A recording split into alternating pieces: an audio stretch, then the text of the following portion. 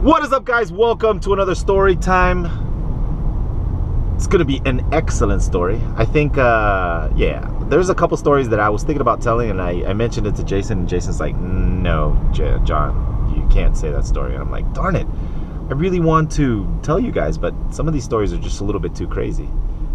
Life experiences, stuff that's happened in my life, stuff that maybe you guys could learn from. I don't know, maybe I will release that story eventually. Maybe I'll save that for my last story. But for now, we're gonna talk about a story something that happened to me in Puerto Rico. But first, let me tell you where I'm headed. I'm headed to the Oviedo Mall.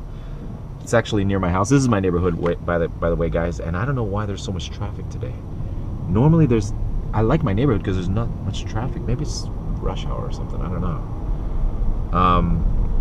Oviedo Mall is a mall I really like a lot too, because it's pretty much empty all the time. I like going to the Oviedo movie theaters because you go in there and you can sit in any seat you want because there's nobody there. It's just you and your friends. I usually take the gamers that come to the gaming house. We all head to Oviedo Mall. I like it a lot better, and there's a lot of cool stores there too. You get very good customer service because there's not that many customers. All right, so I'm off to Oviedo Mall to get one of my favorite pasta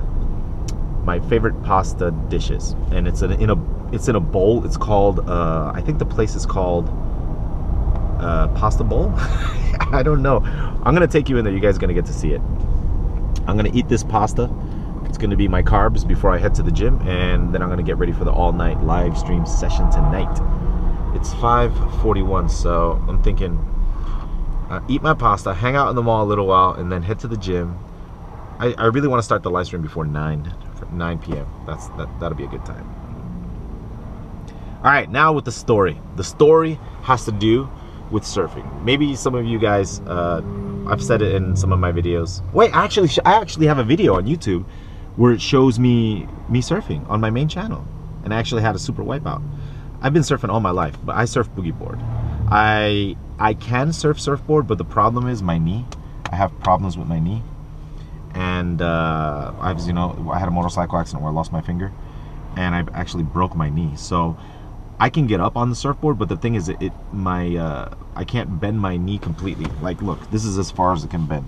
You're like, whoa, sweetie, that's enough. No, for surfing, you have to be able to like tuck your legs in even more. And I just have problems doing that on a surfboard, so I'm stuck on a boogie board. But I've been surfing boogie board all my life, and I could say I'm actually pretty good at it. I can do the airs, where you go down the wave and you fly aerials. I can do the rolls. I can do the 360 spins. I can do all that stuff. Very, very nice. All right, so in Puerto Rico, as you guys know, there's Florida, the state of Florida, and then there's Cuba below Florida, right? Well, next to Cuba, there's Santo Domingo, and then there's Puerto Rico, and then there's a whole bunch of little islands that go all the way down to South America. I'm just giving you a geography. Puerto Rico is right down there. Pirates of the Caribbean, Puerto Rico. And that's been my home. And the island is about 100 miles by 35 miles, and there's like 4 million people. But it's a little crowded, but the beaches are beautiful. The surf is amazing. The only problem is the only time that there's surf is when there's storms. And the storm doesn't necessarily have to hit Puerto Rico. They just have to pass near the island.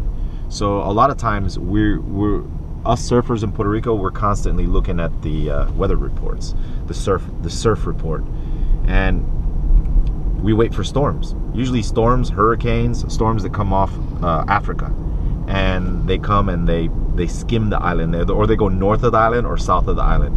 So if the storm, of course, goes south of the island, we all get in our cars and head south, and we go to the beach. Now, this is a day, there was a hurricane. I don't remember the hurricane. All I know, if you do some research, you'll probably find out which hurricane it is, because it was one of the only hurricanes. You know how hurricanes normally go from Africa to, they head toward Florida, and then they go up north to New York and stuff like that. Well, this hurricane did the opposite. The hurricane was like somewhere down like below Cuba or something, and it formed there, and it started going from left to right underneath Santo Domingo and underneath Puerto Rico, and then it skimmed Puerto Rico, and then it started going north. It was awesome. So it sent crazy amounts of waves to the south coast of Puerto Rico. So me and my friend Lance, some of you guys know who Lance is from the live stream.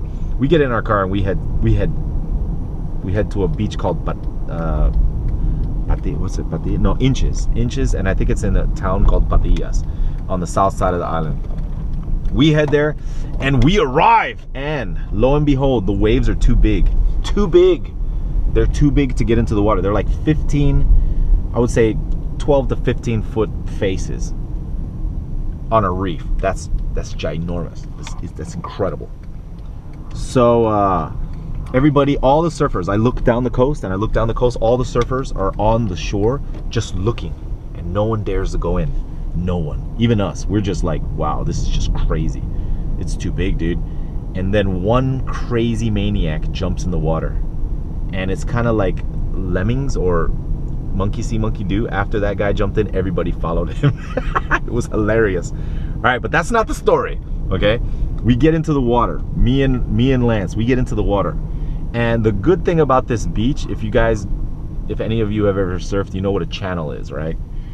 There's the surf spot, and then there's the deep end. The deep end is the channel, and that's pretty much the safe area. So you can hang out in the channel until you build enough courage to get into the lineup.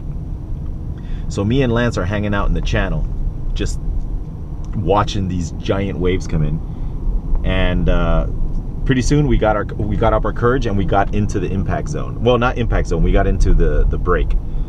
Let me see if I can explain it. There's the Oviedo Mall. That's it, guys. That's it. That's where I'm going. How do I explain this? You've got the face of the wave. You know what that is. That's when the wave goes. Then you have the impact zone. The impact zone is where the wave crashes. You don't want to be in the impact zone. You want to be behind the wave or in the face or going underneath it. You don't want to be in the impact zone.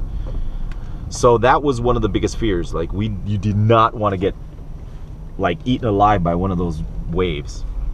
All right, so we head to the impact zone. Not the impact zone. We head to the lineup, and all of a sudden, guys, on the horizon, a giant wave came. And I was like, this is mine, this is awesome. So I start paddling for it. Woohoo, woohoo. And the wave kind of did a trick on me. It was a giant wave, and I wasn't in the right position. So what the wave did was it took me closer into the impact zone. And then another wave came, and I tried to take that, and it did the same thing. It tricked me. I wasn't in the right position. And then I looked on the horizon, and I saw the mother of all waves. The whole lineup. And I looked at the channel. You know, the channel's a safe area. I looked at the channel. It was too far. I wasn't gonna make it. And I looked out, and I see this monster wave coming toward me like this. Kind of like Tahupu. Like, and guess who's coming down the wave? Surfing. It's Lance. He's coming down the wave. Woo! Super coming. He looks at me. As he's coming down the wave, he turns his head and looks at me. And he just knows. He's like, oh my God, John, you're in the impact zone. And he kept going the wave. The wave, it crashed right in front of me. And I did the only thing that you can do at that moment, which was a duck dive. You duck dive. And I can tell you guys, that was the scariest thing that pretty much ever happened to me in my life. Being hit by such a big monster wave. I would say it was about between 15 and 20 foot, I think, maybe. So it took me down, and I did so many spins and flips underwater, almost took away my boogie board. And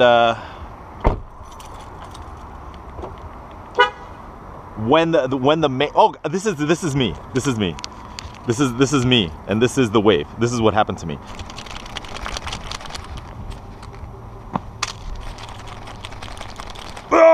And then once I was done, I was actually dizzy. I was like, oh God, what the heck was that? I held on to my board, I held on to it, and it was dark because it took me super far down underneath the ocean. And pretty soon I started going up little by little, until I finally got out, and I survived the biggest impact in my life.